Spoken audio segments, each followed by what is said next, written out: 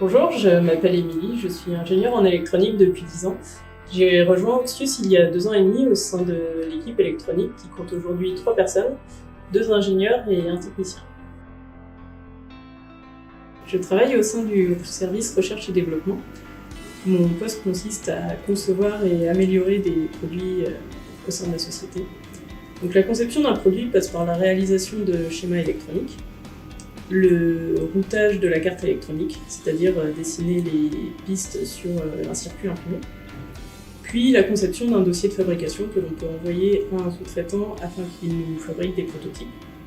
Nous recevons ensuite les prototypes que l'on peut programmer, donc avec ce qu'on appelle un soft embarqué, donc un petit programme qui est intégré dans la carte électronique. Et ensuite, on valide ce prototype par un certain nombre de tests, avec l'utilisation de moyens de mesure, donc tout type d'appareils, des oscilloscopes, des générateurs basse fréquence en fonction des besoins sur la carte électronique. Nous réalisons également des applications PC qui nous permettent de programmer, paramétrer, tester et valider les produits avant leur expédition.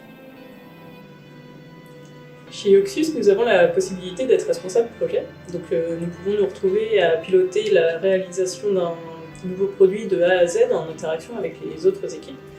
Je trouve cela particulièrement intéressant car nous pouvons échanger des idées et même apporter des idées nouvelles sur des domaines qui ne sont pas forcément nos domaines de prédilection. C'est un métier qui nécessite de se maintenir à jour en effectuant une veille scientifique et technologique. En effet, les composants évoluent régulièrement. Les fabricants proposent des innovations et il est important de se maintenir en alerte sur ces évolutions. C'est aussi un métier sous tension de par la pénurie de composants électroniques. Au plus tôt, il y a environ 1 an, nous avons réalisé un diagnostic afin d'identifier les composants les plus critiques sur nos cartes électroniques.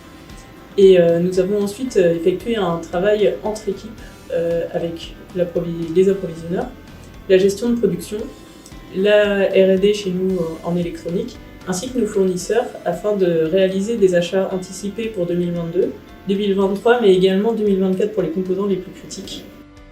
Nous avons également dû trouver parfois des alternatives, changer de référence de composants ou changer de source d'approvisionnement. J'ai découvert l'univers des lasers avec Oxus. C'est un domaine particulièrement complexe où la maîtrise de différentes technologies est nécessaire. De plus, la photonique est un secteur en plein développement et travailler avec des technologies innovantes est particulièrement enrichissant.